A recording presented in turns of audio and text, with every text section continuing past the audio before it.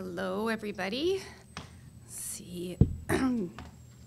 So, as Kelly mentioned, I chair the IHN CCO Delivery Systems Transformation Committee.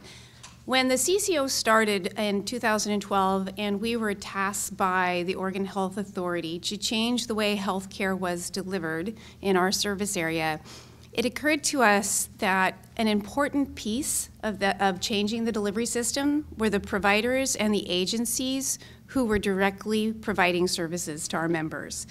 And so we created the Delivery Systems Transformation Committee, which has met every 2 weeks since 2012.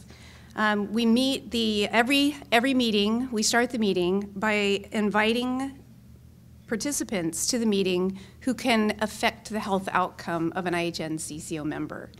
So we have a fluid participation list. Not everybody comes every single time, but we constantly or consistently have at least 20 individuals at every single meeting. So a very good group of providers and agencies coming together. We, over time, like I said, we've been meeting since 2012. Over time, we've become more and more organized. As part of our process, we take every January and February of every year to look at our processes over the last year and organize ourselves to be a little bit more structured in how we work, because we are getting more momentum and we're getting more interest and we're getting more and more transformation. And so as part of that, of course, comes the need for structure. In 2012, we started, the basis for our meetings was the transformation elements that are in our contract and were given to us by the Oregon Health Authority. I wanted to read those transformation elements because they're what transformation is about, and I think very grounding for all of us to remember the task of the CCO is to achieve these 8 elements. So we all might have a different thought about transformation itself, but at the end of the day, the CCO is obligated to fulfill its contract with the Oregon Health Authority, and so that is what these 8 elements are. So the first element of transformation is developing and implementing a healthcare delivery model that integrates mental health and physical health and addictions and dental health. This plan must specifically address the needs of individuals with severe and persistent mental illness.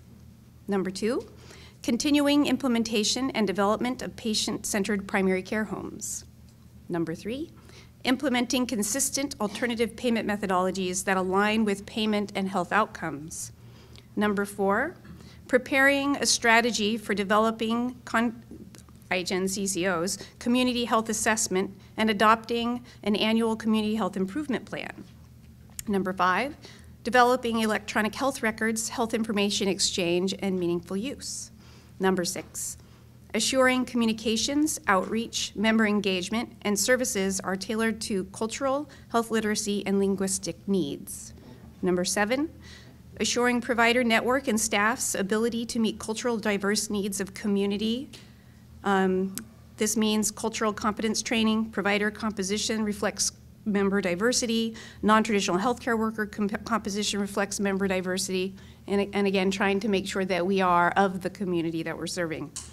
Developing a quality improvement, this is number 8, developing a quality improvement plan focused on eliminating racial, ethnic, and linguistic disparities in access, quality of care, experience of care, and outcomes.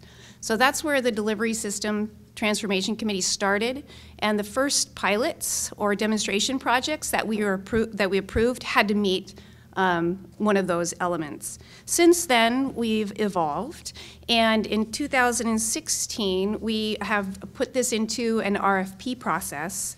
So we've put out a request for proposal.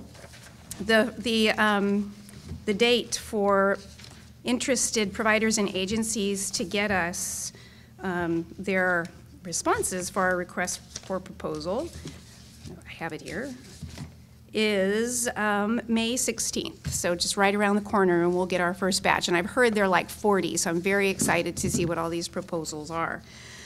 As I mentioned, we've become a little bit more sophisticated in how we approach this, trying to get a little bit more organized. And so we have added to those 8 elements as a requirement for a demonstration project, elements of our community health improvement plan.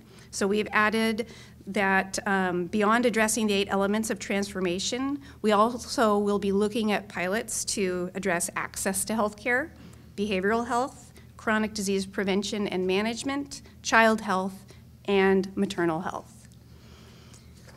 The Delivery Systems Transformation Committee also realized that there's some areas that we haven't seen a lot of transformation in, and so we've created some target areas for 2016 also.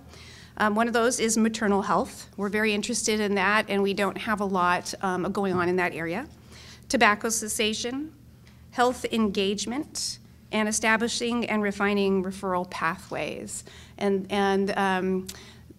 referral pathways refers to when somebody gets referred to another organization or agency, is there follow-up? Is there a closing of the loop to make sure the member got there, their needs were addressed, and if not, why not? And then was the member's needs then addressed in another way if it wasn't able to be addressed in that initial referral? So that is our process for demonstration pilots. If you look on your table, you will see some information on pilots that we approved for 2015. So let's look at this one. So on your table is what we're doing to make a difference. Looks like this.